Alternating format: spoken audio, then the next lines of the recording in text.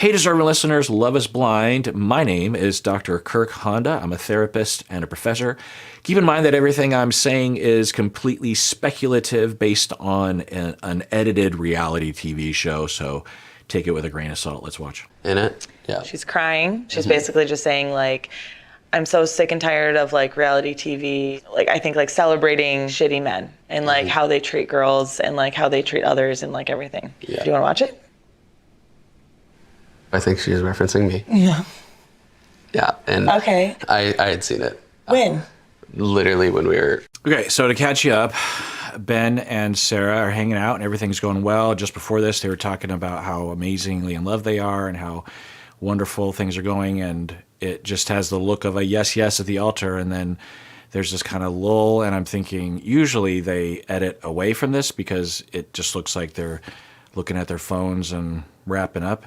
And I'm thinking, because there's certain scenes like that in movies sometimes where the tone shifts and it just looks like everyday life. And you think, uh-oh, if they're showing this, it's probably someone's going to come out of nowhere and it's going to be horrible. And then it did. She says, okay, she's like, no, what's going on here?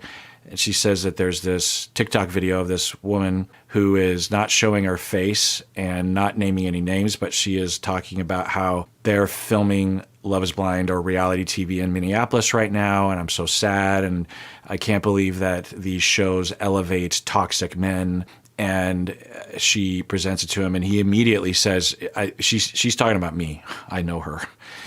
And Sarah's like, really? Because I wonder what Sarah was thinking. Was she thinking it might have been him? Or was she thinking, well, it's one of the guys here. Is it Ben? Okay, so let's see where this goes. At the brewery. I saw this come out, and I'm like, screw this. I don't want to give her any ability to, like, do anything with me, or if she decides to release my name or anything. I don't want to give her any control over that, so I blocked her. And because she had blocked me from seeing her TikTok feed. Wait, are we going to run into another Tyler situation? I can't handle that. Well, I'll handle it, but I don't want it. I don't want it. Don't be a Tyler. Why? Why would she do that? Probably because she doesn't want me to see this. I don't know. I haven't talked to her in over 4 years. But why would she react this way? If it was over 4 years? Well, anyone, regardless of gender, can have issues that can result in someone holding on too long, maybe even being halfway delusional or full delusional if they're schizophrenic or something. But if they have a personality disorder and they have convinced themselves that they were made to be with someone, it happens. It happens all the time. It can result in something like this. It can result in stalking. It can result in murder. It can result in abuse. It can result in the victim staying in the relationship. It is definitely possible. We just have to understand that someone coming forward about a cast member, even if it fits with our idea of someone, should be taken very skeptically because not only will people just make shit up, but there are people that are disturbed and are distorted, and it'll feel very real to them, and you will maybe detect that they're telling the truth, but their truth is not accurate. Having said all that, maybe this is a problem. Maybe we'll watch. That's why I blocked her, because I'm so uncertain to what else she's going to try and say. Do you think she's gonna make stuff up? She's already making up stuff, how she's like, how I manipulated her and did all these different things. I hate talking bad about people, but it's like, she's overreacting. Yeah, I can't imagine dating today and rolling the dice with something like this. And, maybe this other woman is telling you the truth, or it's something in the middle or something.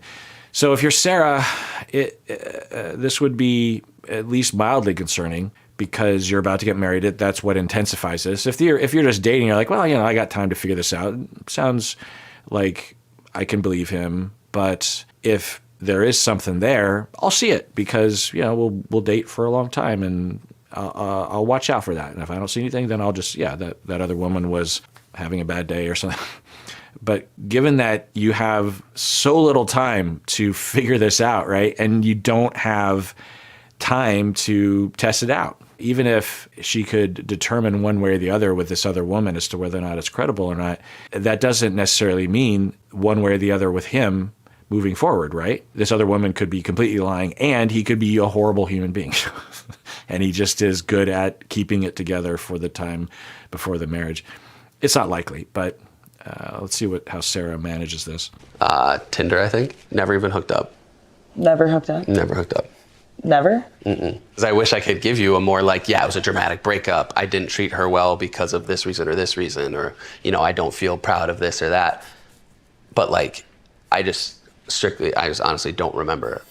All I remember was it was 4 years ago, and it was a short amount of. I mean, it is a pretty fantastical story, but it is absolutely within the realm of possibility.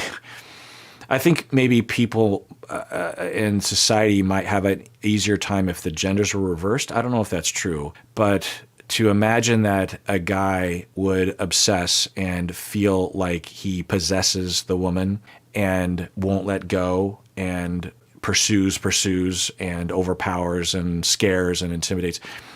I would imagine that that's easier to imagine, but anyone of any gender can engage in that.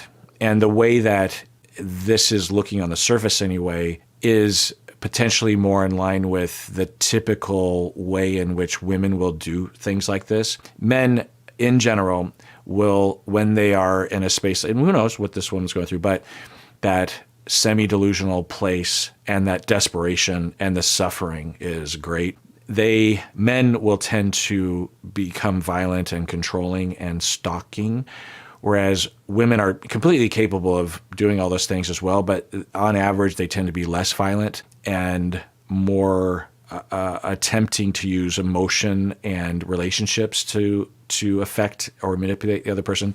There is one exception to all this with Jodi Arias, right? I did a whole deep dive on her. I spent months looking into all the details of that case, and what a story when you actually get into the weeds on it. It is interesting. And she apparently, allegedly, but a lot of data points in this direction, that she had a very similar syndrome that I'm describing here. Now, she was actually involved with this guy, but it was on and off. And when she thought she was going to lose him, she went over to his house and they had sex, and then she brutally killed him. Anyway, so that's an exception. Typically, on average, men are more likely to become hostile and violent in that way. But that doesn't mean that the underlying motivation and distortion and drive is unknown for women perpetrators in this way. Now, who knows, but yeah, wow, what a story. That, he says, I never hooked up. And I don't know what that means. It doesn't really matter, but it could mean that they did get together in a minor sexual way, right? Had some intimacy, but they never had what he would call a hookup. I don't know. So what we're hearing from him is they had an extremely brief and surface relationship over 4 years ago. And that absolutely happens.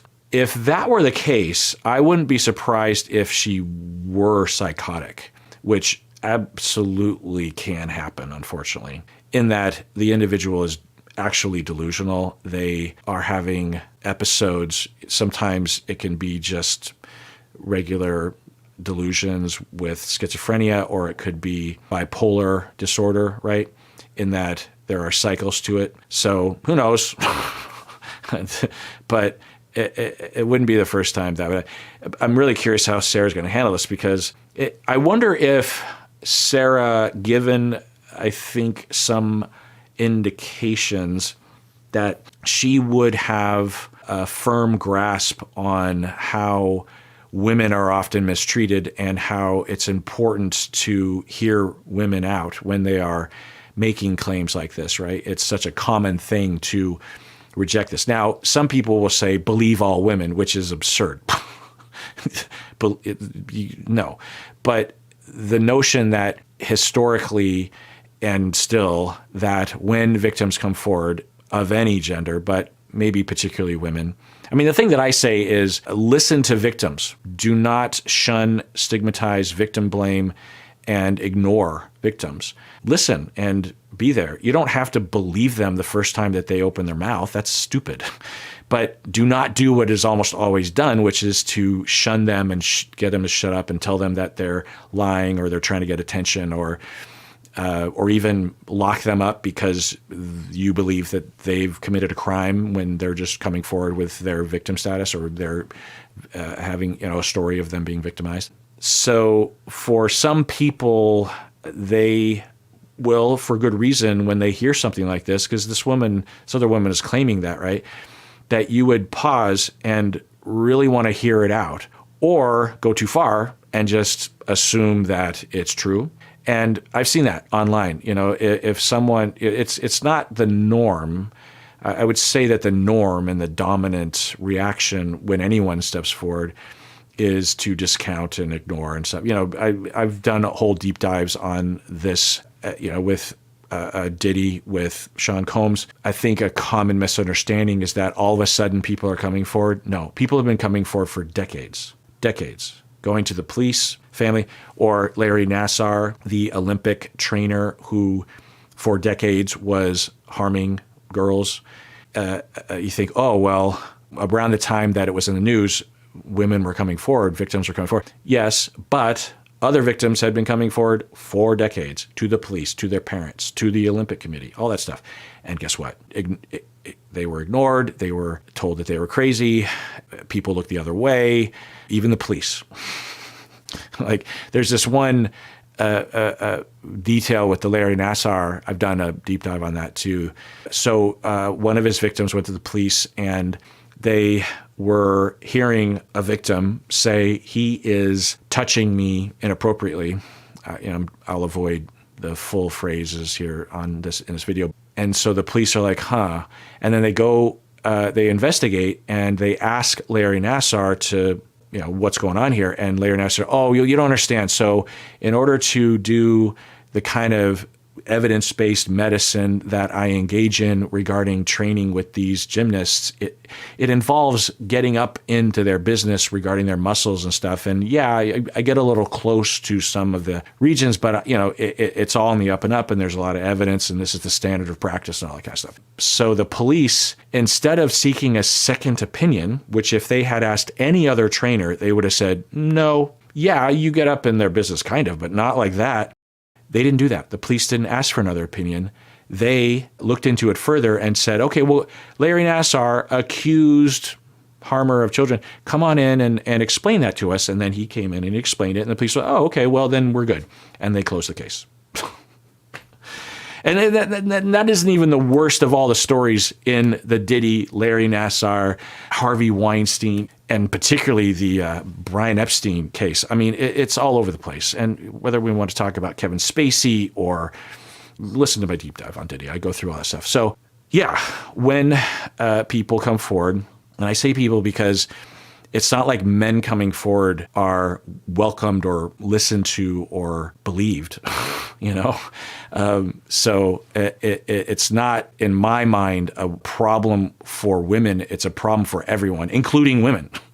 Now, sexism is a thing, and downplaying women saying anything is a thing, of course. But I think we can all agree that when a man is victimized, there isn't this easy road forward regarding even knowing that they were victimized, because the notion of a man being victimized this way is, in some circles, absurd and impossible, which we know is ridiculous. So I'm wondering how Sarah will manage this, because it does potentially get into some, but I trust her. I think, in fact, as an exhibition, which is a weird word, of her strength and her health, there's pause. And she's not going to brush it aside. She's not going to commit, I think. Time that we were talking, I just honestly can't remember what happened. I don't like that you don't remember. Yeah, neither do I. We'll dig deep, especially because he, prior to this moment, knew the video was out. And I'm going to take a guess and say that because he said he saw this video earlier. Was it earlier today? Now, if he says, well, it's been 4.5 years. I haven't even thought about her. And then I saw this video today and I haven't had time to really sit down and because I could ask a couple friends that I think were around at the time. I don't know. It was a long time ago. And I do remember this and this and this, but I don't remember like every little detail. But I can tell you that it in all likelihood it was something, and okay, let's look at my phone or whatever, there's something there. But this is reminiscent of when he was in the pods and he's just like, yeah, I just don't think about that. And that might be a pattern of his, which isn't necessarily his fault, right? Because it would be a defense that he developed as a necessity of his early childhood, maybe, I don't know.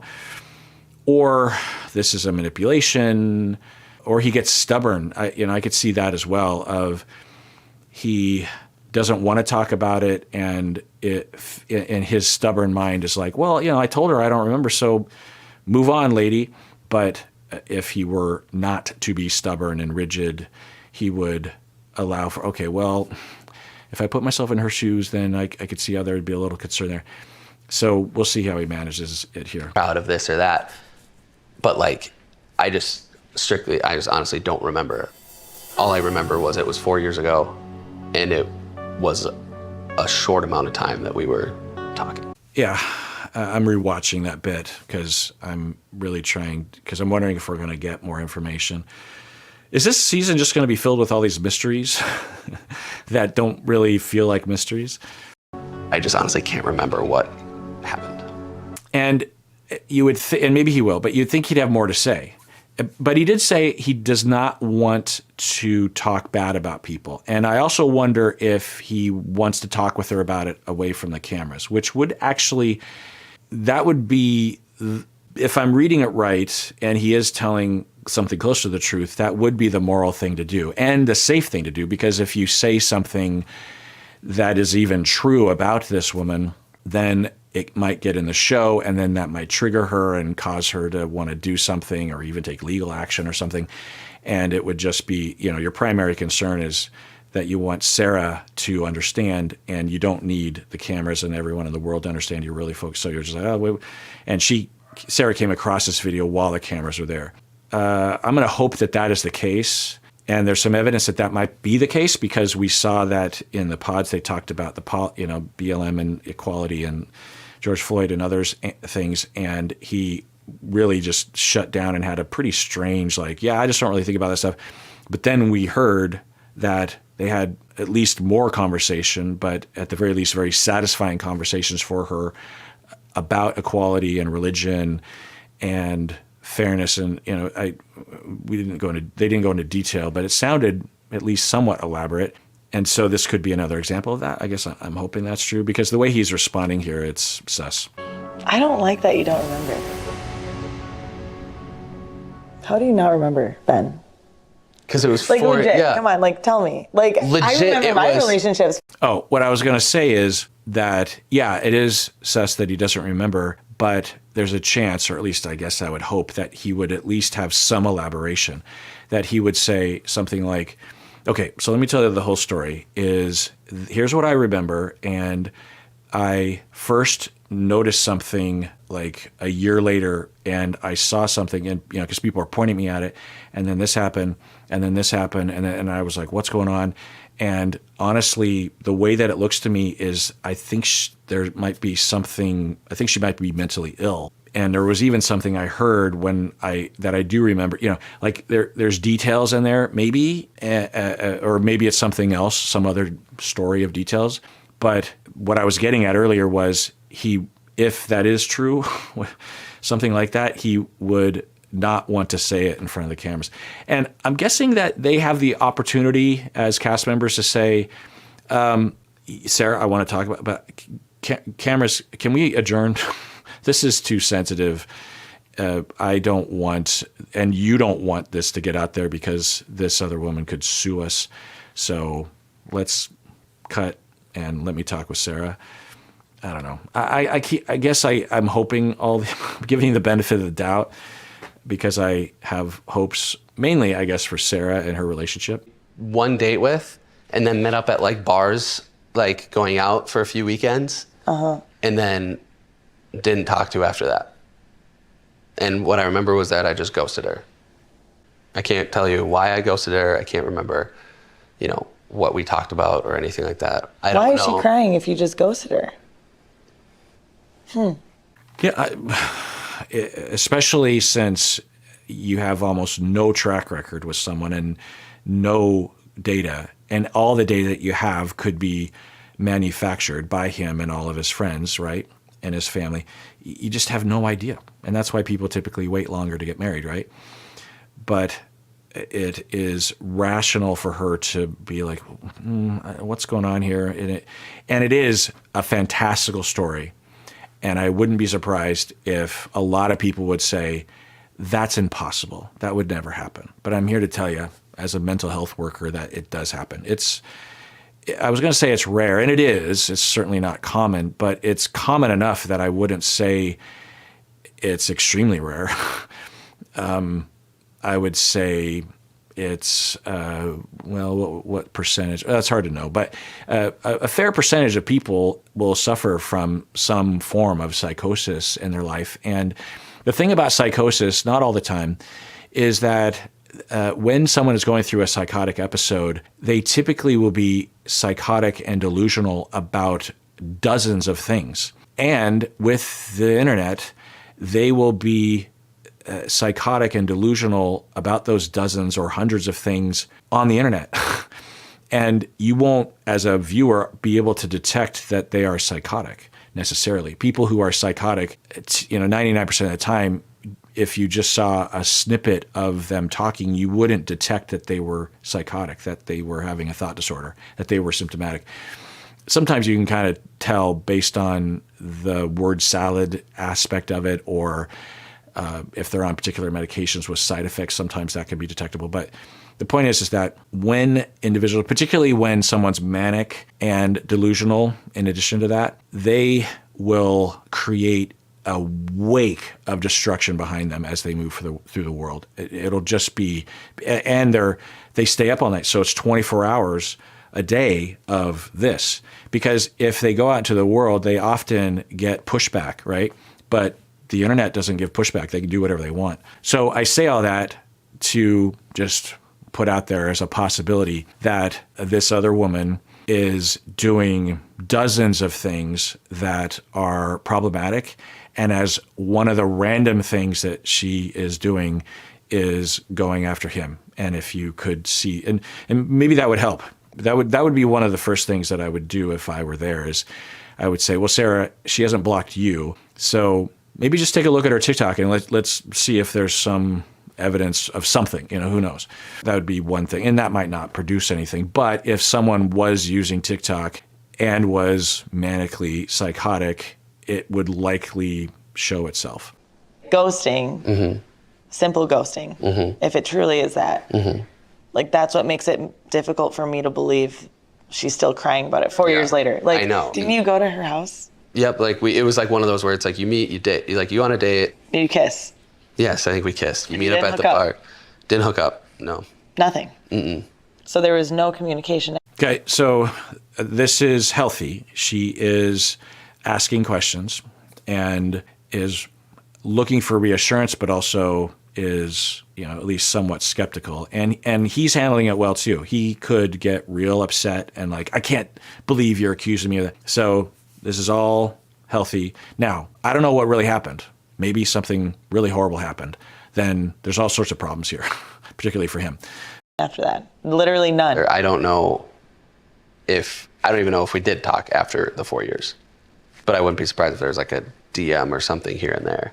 So that's not, I think if you're Sarah or a viewer, what he just said there doesn't inspire confidence, even though it might be true. Like I'm thinking of when Daniel was being accused by Taylor of that whole thing, that he said something kind of in that category of, it's possible that what Ben is doing right now is, I don't know if she's going to demand to see receipts on my phone or her phone, but I want to account for the possibility that that we were in contact because it was way more involved than I'm talking about. And so this is getting out ahead of maybe some evidence that will come forward.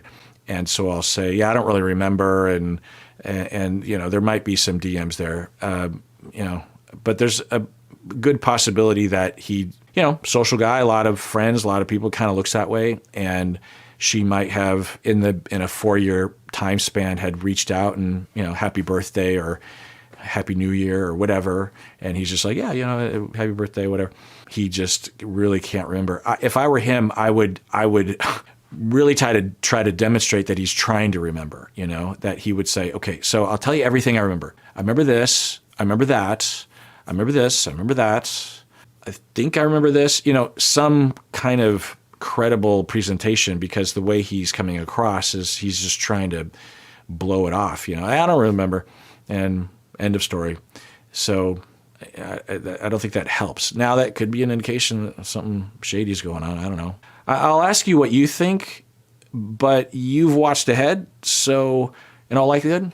So for you that have not watched ahead, what do you think? Like how you doing, or like want to hook up? Like what kind of? It wasn't, none of those, it never came from my side. I can guarantee that I never initiated the reach out. This is the worst part. I know. And I don't want to get inside my head, but I'm not going to dismiss what she said. Okay. Ben. I know. Why would you, so I don't know what she means by that, but earlier I was talking about the possibility that for some people, they believe that to engage in equality or social justice or in Me Too is to literally believe all women.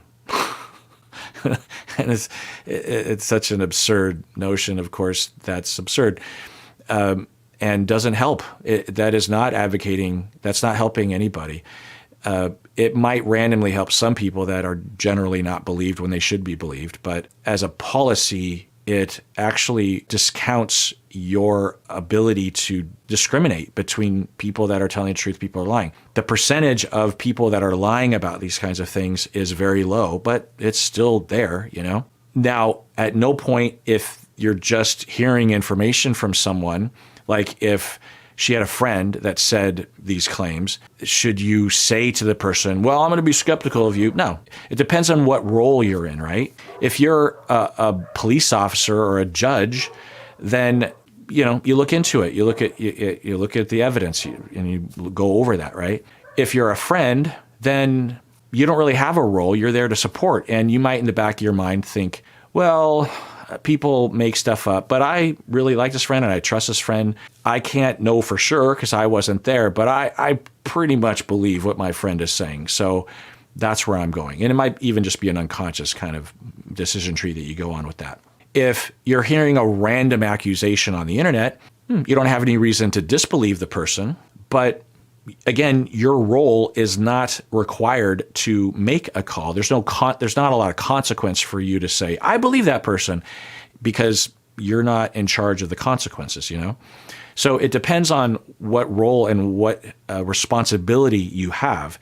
In this instance, it's different because for Sarah, and I don't know if that's what she's saying, but she's hearing this information. And if it had nothing to do with Ben, then it doesn't really matter in all likelihood whether she believes or not. But if she were to just believe because, and I don't know if that's what she's saying. She's like, I'm not going to discount what she's saying.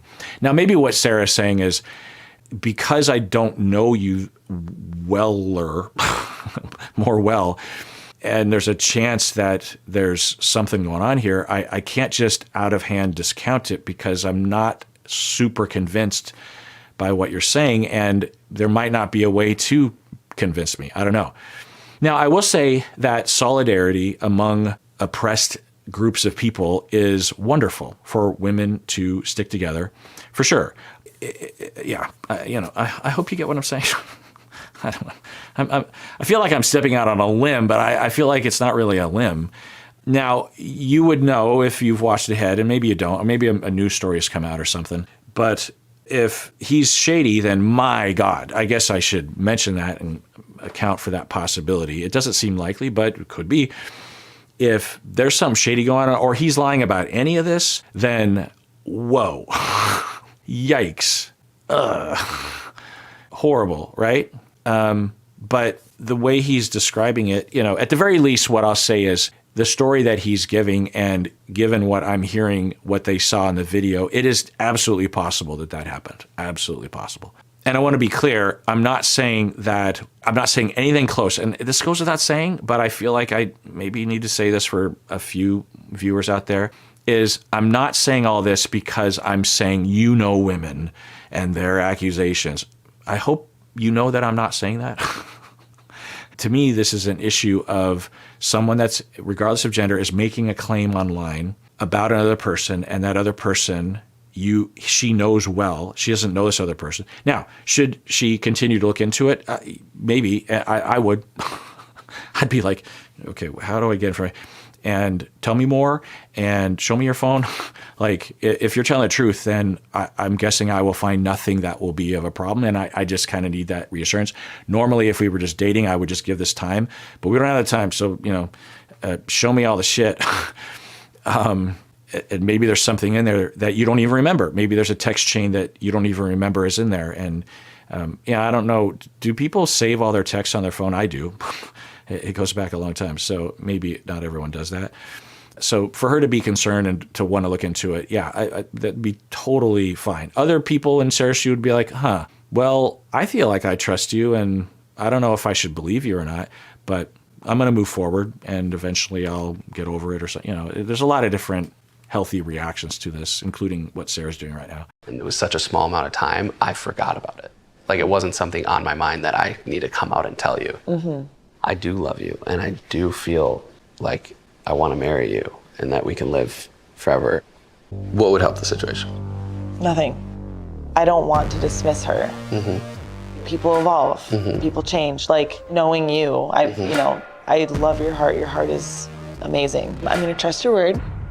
Okay, actually, I hadn't really even thought about that. And maybe some of you were wondering why I wasn't thinking that. What they're hearing, because I didn't see the TikTok video, and maybe I'll try to find it after I watch this episode. What is being communicated and what Sarah is hearing is this other woman saying, in agreement with what he's saying, that, yeah, I dated this guy 4 years ago and it was brief, but my God, he did this and this and this and this to me. And I'm so upset that I've heard that he's on this reality TV show, and the way he comes across is this clean-cut, great guy, and he is not a great guy, and it's sad, and I want to just vent that, and I want to put it on TikTok. Okay, that's another absolute possibility, right? Maybe some of you even knew that or were thinking that.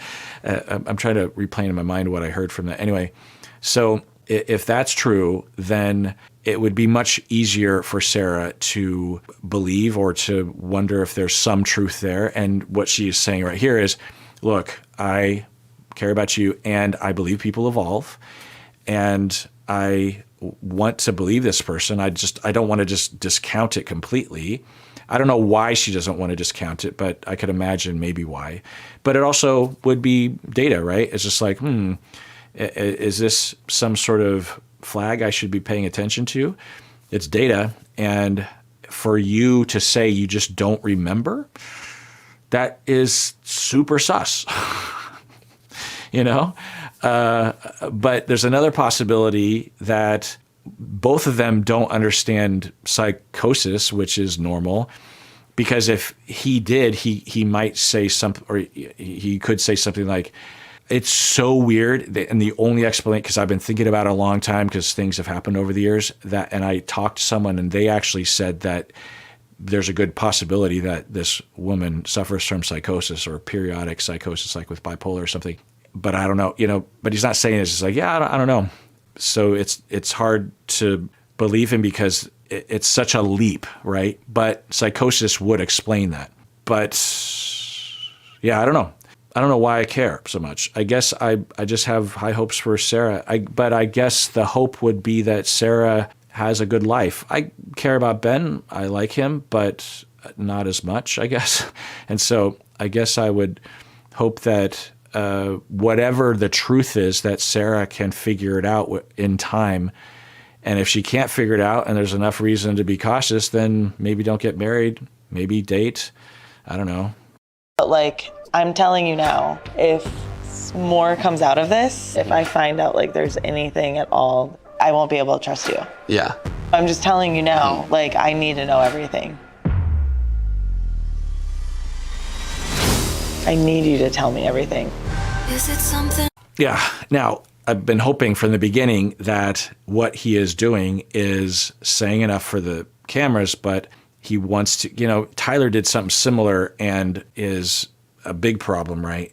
But there's a version of this where he's doing what Tyler was doing in this same scene when he was caught, right? And Ben later demonstrates to Sarah that he is telling the truth and he just didn't want to say all the things in front of the camera because he doesn't want to throw the other woman under the bus. He doesn't want to give that data on camera, right? So I'm really hoping that's the case. I don't know. Or Sarah can find more data to figure out. I guess that's what I'm hoping, is that Sarah can confidently determine one way or the other.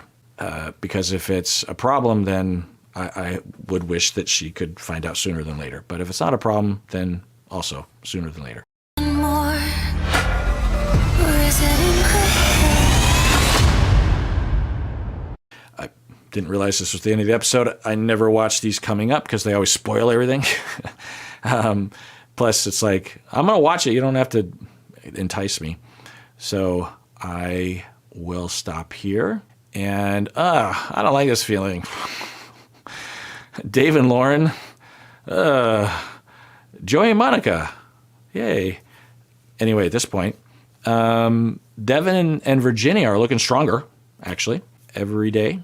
And which is a Chicago song.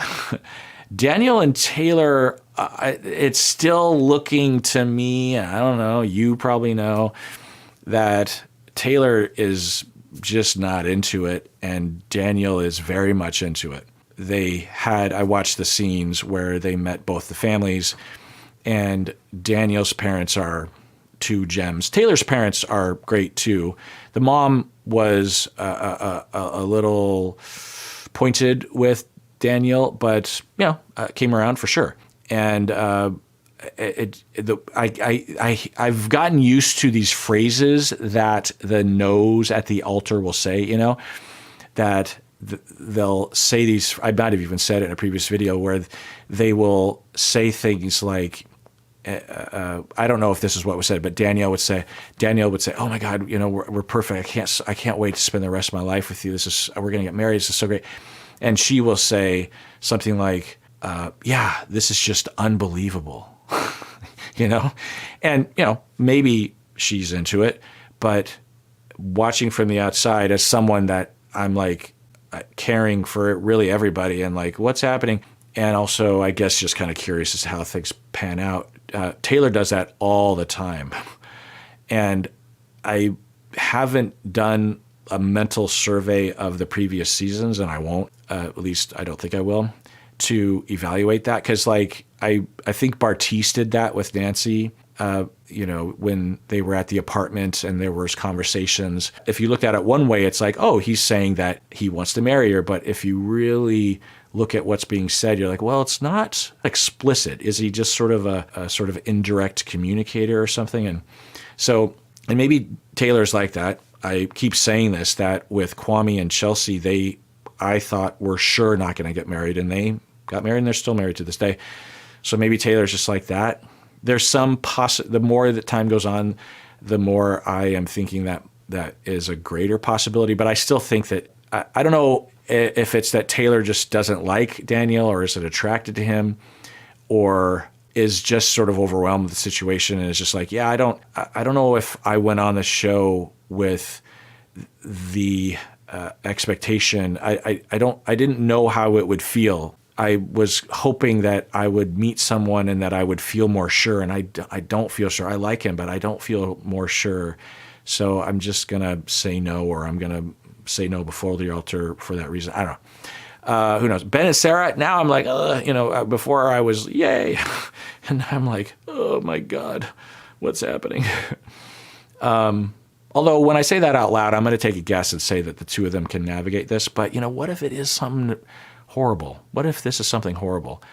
It's so over the top, and I totally understand. If it is in fact someone that is either semi-delusional, as in with a perceptual disorder, characterological personality disorder, and or a psychotic disorder, then I understand how all this could happen, but not everyone understands that. So I don't know. I'm having anxiety. You already know, in all likelihood, how this pans out. There's even some minor worry I have that Joey and Monica won't get married at the altar. I have this like worry that Joey might say no at the altar. I don't know why, but because the way that they come together, it's not as sure as the way Sarah used to be approaching Ben. That I had confidence in, that she was into it, in more ways than one.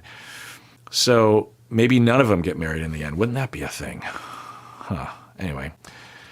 Well, that does it for that episode of Psychology in Seattle. Everyone out there, please take care of yourself because you deserve it. You really, really do.